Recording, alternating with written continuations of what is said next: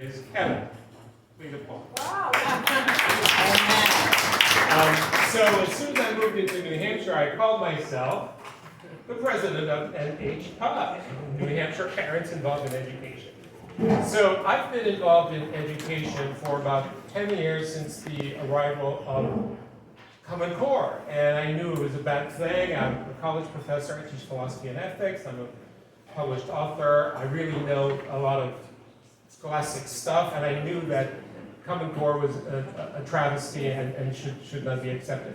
So we had a major movement in Massachusetts to put a ballot question on the ballot in 2016, and we collected 120 certified signatures that were brought into the office of Galvin. At the time, I'm not sure, it was somewhat different. The upshot of this is that we have data, we have the ability to contact people, and now Kevin has the ability to contact people because he has access to the data, and we need to use this data now that they have introduced CRT into the schools. So the bottom line is the data is there, the willingness of the parents and some of the teachers is there, and basically it has to happen at the grassroots level. I knew that from the get-go, immediately after 2016, that it had to happen through a grassroots movement. So all the things that were talked about previously with Stand Up Massachusetts, that seems to me the exact way in which things will happen also for education. Okay? So I just want to tell you, before I give you the mic, the few things that you parents and you activists need to know is that there are two levels of ideology. One is the sort of covert level, which is in fact CRT. So covertly, they are Marxists. Okay? They are. When you pull it out, you read it, you know that indeed, in fact, they are. Even though they don't use it, they don't use the word. In fact, in reality, covertly, they are Marxists. Now, what is actually happening in the schools is something much more overt, and it is DEIJ. So this is an acronym in which would be used slightly differently from one school to another, but each time you still have diversity, equity, inclusion, justice. Okay? If you just take the word equity, it has been changed from its original meaning that you have a stake into your school district. And by changing the meaning of it from equality under the law and equality for all into the meaning of equality of outcome, then they take away from you, the parents, the grandparents, the teachers, and even the school, the businesses in the community. They take you the ability to have a stake in your school district. So you see, the change in the meaning of the word equity actually starts taking your rights away, because you no longer can impact with your ideas, with your sense of what the curriculum should be. You have no way of impacting this. So it is essential that parents at the local level talk together, and it's much better if you have an actual parent. And regrettably, I was not, so I could not really stand up for what I knew was right. And I knew that when I moved to New Hampshire, I had to pass on the baton to someone who was actually a parent. And that was Kevin. That is Kevin. All right, Kevin.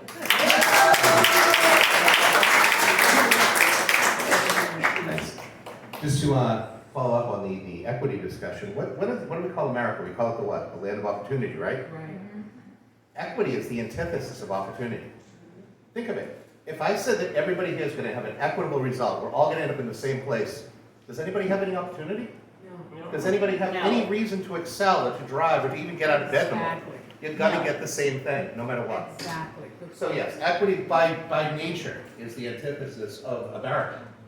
So that said, Michael asked me to say a few things about what's going on here in Massachusetts. I forgot to note the thing, but the primary thing is there's a bill being filed, that's been filed in the House. It's, I believe, H 689.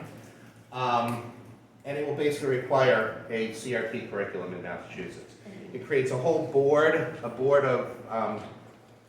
I forget what exactly they called it, but it's made up of the who's who of the left. You know, several members of the MTA, several members of NAACP, I think, this, that, all kinds of union groups, all kinds of, and, you know, all kinds of groups that will say this is the group that's going to drive and determine what the curriculum is.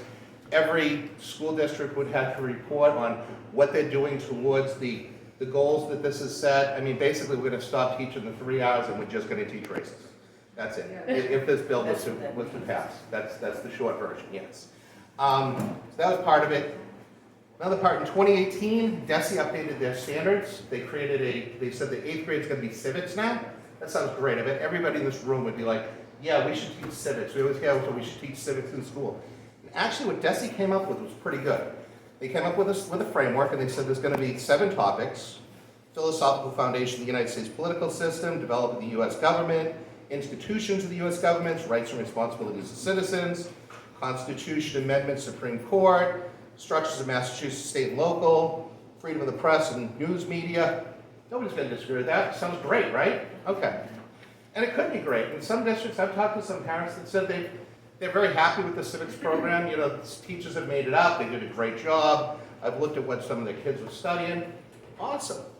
Not all district stuff. You can also change this and use the curriculum to promote action civics or what have you. And in some school districts, there's at least 13 of them in Massachusetts, and they're pushing this in New York and California. Harvard, Massachusetts, got together with the city of Cambridge, and they came up with a civics curriculum. And it's exactly what you'd expect from Harvard and the city of Cambridge. So, you heard the DESE's topics. They have units. They have 6 units that were in their curriculum. Unit 1, first thing I teach you, identity, values, and agency. I can tell you that it's no longer public, but when they did their pilot, the first lesson was, the first day, was how we're going to turn the students into civic agents. They've been taught nothing. They know nothing about the Constitution. They haven't heard about the Bill of Rights. They've heard nothing except that they're going to be civic agents. That's day 1. Day 3 lesson was oppression and intersectionality. Nothing about the Constitution. And that whole lesson was like that. That whole lesson went on like that. Then after that, they get to how to write a Constitution. Not what our Constitution is, but how to write one. Loyalty, voice, or exit. Philosophical foundations of democracy. Should you even stay? What are you going to do? Justice and action, levers of change. Research, editorials. Remember, our news media has gone to hell because what do we have now? We don't have news, we have editorials. Everything's an editorial backed up by whatever facts I want to use to promote my narrative. Exactly. So that's what they're teaching them we're supposed to have a topic on freedom of the press. That's their freedom of the press, is how to write research editorials. Get your point across, throw a few facts in there, be CNN. Unit 6, civic action, voice and influence. How much of this was actual civics that I just recited? One unit? Had a little bit of it? This is action civics, which means we're going to ignore what we're doing, and we're just going to promote, you're going to be an activist, and you're going to promote your narrative. Who cares what is what should be. Along those lines, there's also another thing, these are just things to keep your eyes open for. There's the Kennedy Institute in Boston. Now, the Massachusetts State Legislature has decided that any Massachusetts public school can go visit the Kennedy Institute for free. Our taxes pay for this. You live in Massachusetts, you're paying for this. So the field trips go, and it's supposed to be a virtual setting. Senator Kennedy, he was a senator, vehicular homicide, senator, whatever, he did those things. But so we're going to be a virtual Senate. It could be great, it could be awesome. We're going to teach the kids how the Senate works. Okay, so what we have to do, of course, is we have to discuss a bill. Right? If you're going to be a senator, you're going to discuss bills. That's what they do, right? So what kind of bills do we have? Well, the first one, there's a bunch of things that the teacher can choose from to become part of the lesson they're going to teach the kids. First one is Pathways to Citizenship.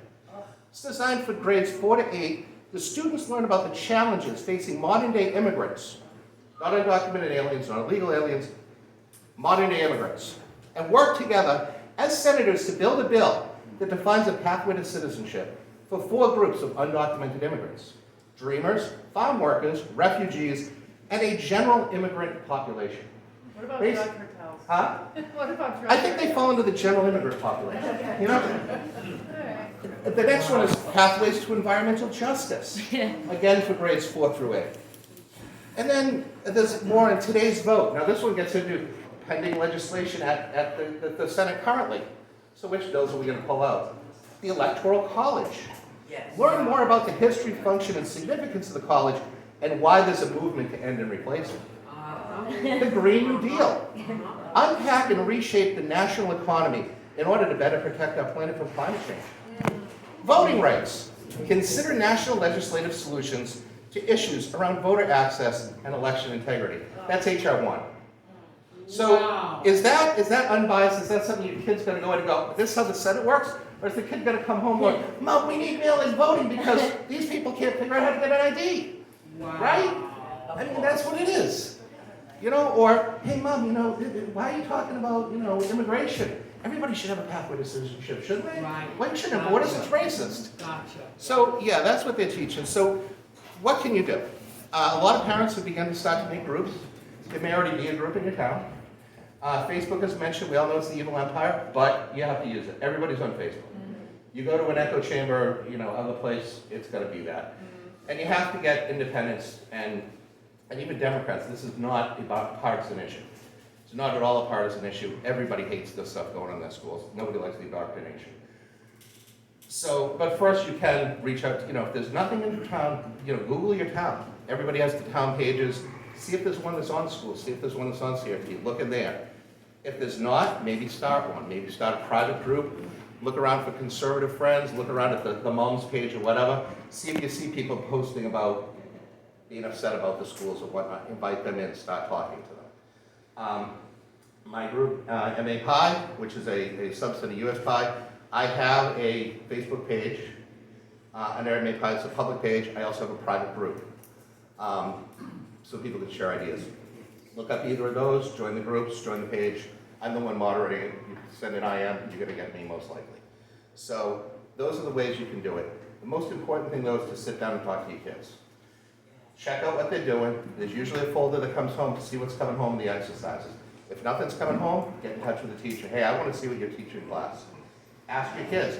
Because the lessons can look innocuous, but you can find out that what the teacher says goes a long way. I remember after 2016, my daughter came home. She was in 3rd grade.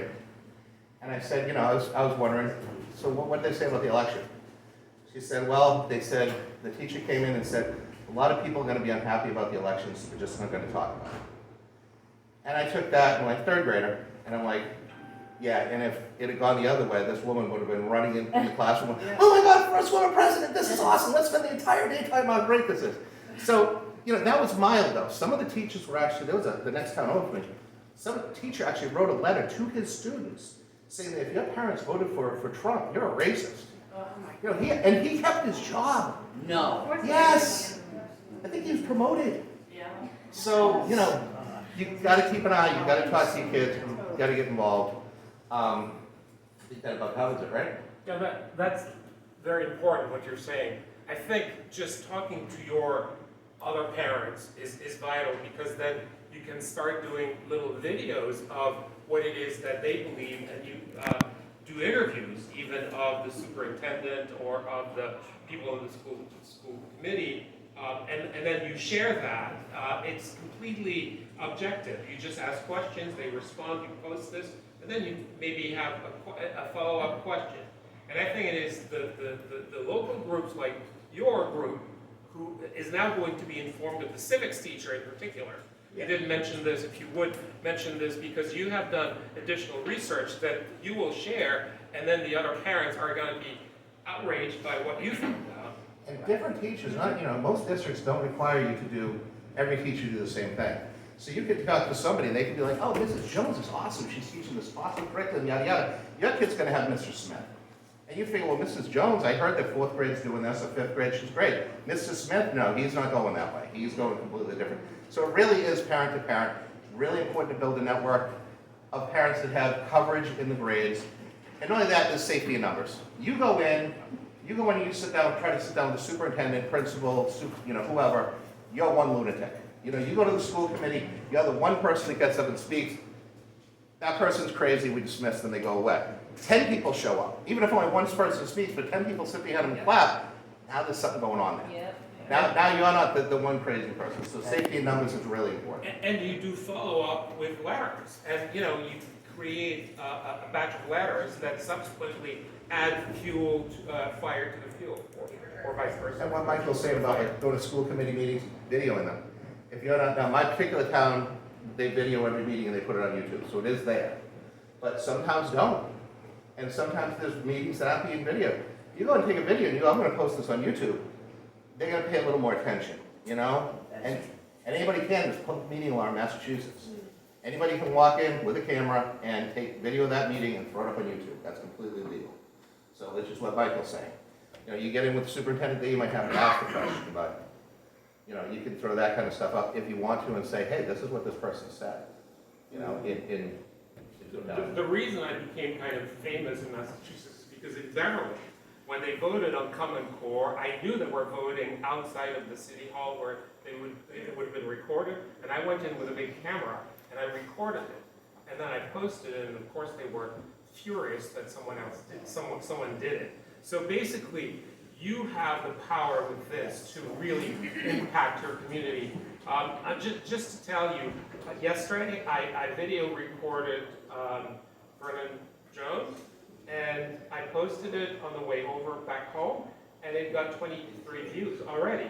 So, these are people from outside that just heard of Go USA. Some of them had heard of it, some new ones probably heard of it last night.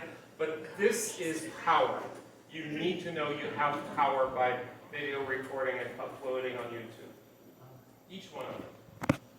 So we have a couple questions. Just a couple of comments.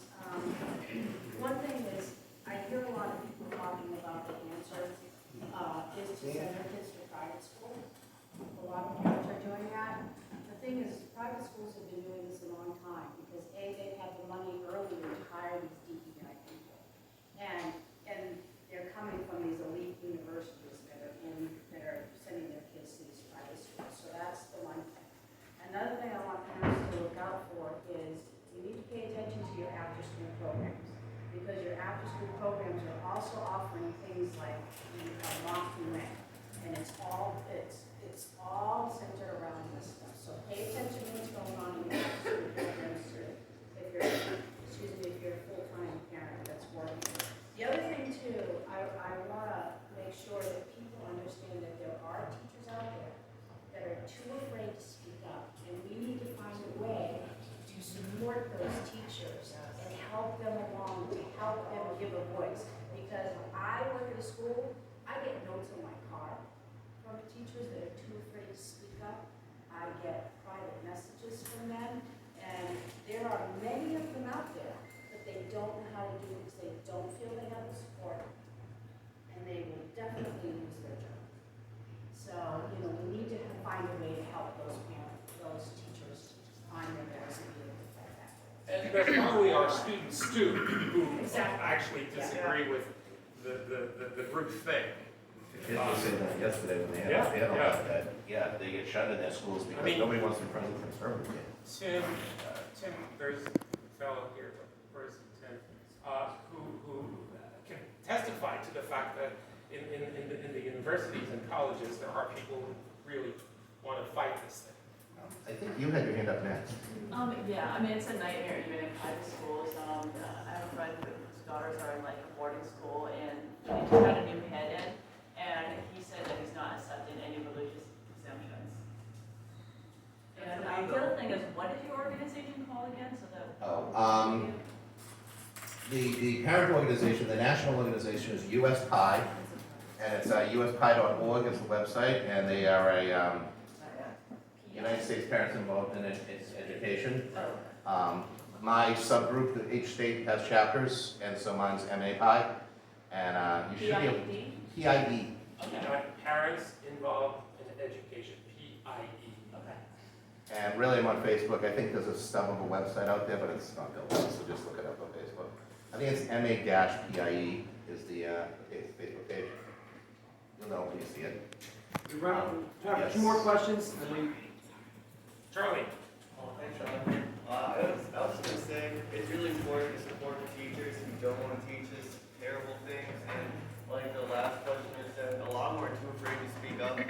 But just kind of, you can tell, I think, if the teacher does want to teach it or doesn't want to teach it. And if you're lucky enough, your kid has that teacher who doesn't want to teach it, just make sure you give them a lot of support, because not only are they taking a risk, their kids are taking a risk, because like I said, they're likely firing them. And they're kind of going out on a limb. So just make sure they have netting and support, because it's really important. If I may, two quick things about the private education. Number one is people said they're going fully woken anyways. The other thing is people talk about let's pull our kids out. You know, that doesn't necessarily help us as taxpayers. Because you look at it, all right, I got my kid out, I got my kid in a great place. But what about the 90% of kids that are getting indoctrinated? What you've now done is you've actually removed yourself from the equation. You've made that classroom more woke because your kid that might have spoken up, that might have said, wait a minute, or at least reported back to what was going on, ain't there no more. So yes, Anton? A quick follow-up on the private school issue, because you may find that some of the best ones around, you know, you may have heard about the issues in New York with the Dolphin School and so on, people pulling their kids and moving to Florida or whatever. I think a good area to look at is to the charter schools, because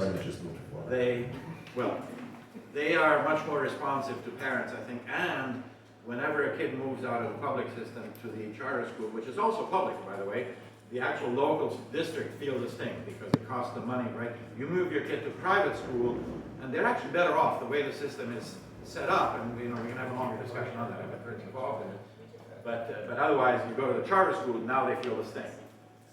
We have Patrick? Sure. Just a quick comment, the fires of teachers are real. I remember the lieutenant football coach who was fired for speaking out about his daughter's curriculum in schools. Absolutely. So these threats against those teachers, even when they're not teaching it, he's a football coach. He was complaining about the course load that his daughter was being exposed to. By the way, guys, we're gonna have lunch in a minute, and we can continue the conversation outside with one-on-one too, if there are more questions. They'd much rather listen to us than have lunch. No, I mean, don't let them eat lunch, and while you're eating, just make it like I do. I can't eat that piece of pizza because I'm talking to people. So, yeah, we'll be outside. But one more question? I just wanted to mention to the woman who said about, there's an anonymous teachers hotline that was set up by Mass Against Mandates. You go to your website to get to it. Or is there a number? I looked at it, Anonymous teachers hotline, so that those teachers that are afraid to speak up have a way to do so. And someone will take action. Mass Against Mandates. Mass Against, Okay. yeah, I know, just sorry, there's so many. MassAgainstMandates.com, right? Yeah. But the concept of stand-up mass is fantastic because people need to talk to one another, parents, mothers, grandparents, and then they can, you know, just write a polite letter to the school board or school committee, as it's called here, and ask for information, and do it very politely. If you can praise them, like, in fact, Kevin kind of did praise some of them, do it, and then, you know, ask for more answers to questions. And as you engage them, copy the superintendent, the state rep, and so on and so forth. You just need information, and they have to give it to you because you're the taxpayers or the parents. The problem is, like, Okay. it's such a machine here in Massachusetts.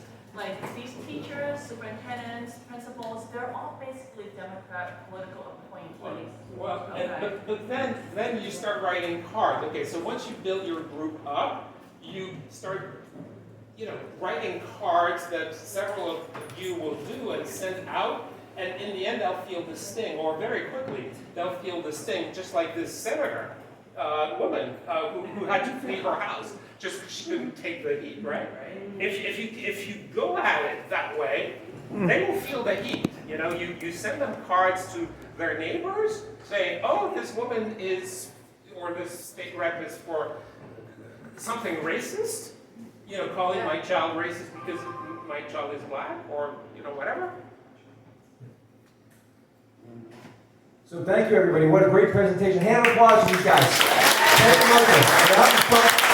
Once again, and the idea here is, hopefully everyone's getting an idea how to do it, right? Because you can yell at the sky or you can take action. And we're all here about taking action, right? So this is taking action. And there is a way, I mean, you might not know, if you go downstairs, you'll probably realize that Captain Kirk is my #1 hero my entire life. And Captain Kirk doesn't believe in the no-win scenario. Who knows the Kobayashi Maru, right? So, there's always a way to win. And this is how we're doing it. We're finding a way to win. Because we cannot lose. Losing is not an option. Absolutely. The enterprise doesn't lose, and neither does America, okay?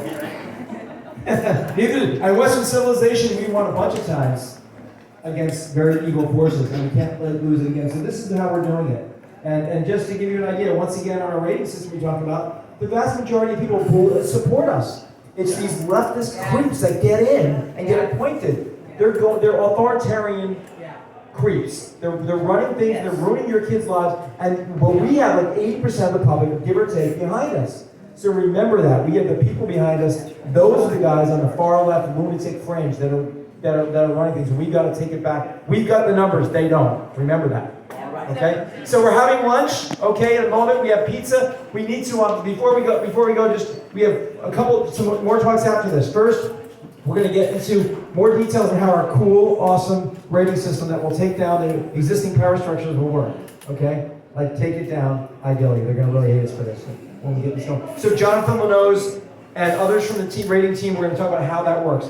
Then up we have we're talking about the first point of opportunity, personal opportunity, and that's our constitutional liberties and freedoms. So we have Cam K, Anton Tedesco, and we have with us from Washington, D.C., Charlie Downs from the Keep 9 Institute. Those are guys running the program, the Keep 9 on the Supreme Court. Charlie's going to talk about that. If we lose that, it's like game over. So it's super important to have to hear Charlie. And then we're talking about our second point of opportunity after that. J.C. Marshall, our VP of Finance, we'll be talking about economic opportunity, and Jim Bond will be joining in on that. And then after that, I believe it's those three. And then we have Today is America. Okay? The young guys and gals that are here with us today, they're going to be talking about their program, which will also be a big, huge tool in our arsenal, reaching nearly 50 million influenced people. Nearly 50 million, and the largest voting bloc in the country. Okay? Gen Z, young Gen Z and Gen Z and young Gen X, okay? And they've got the biggest reach in the country, and we're working together. So, thanks to those guys. And then we're going to wrap it with myself and Mary and Chris, who do the Opportunity Report show every week. We're going to just eviscerate. Okay, we have a woman, a black man, and a gay man. Okay, it's like a woman, a black man, and a gay man go to a bar. Well, we're here now. Okay, sounds like a joke, right? And they eviscerate the whole equity, what is it? Diversity, equity, inclusion, garbage.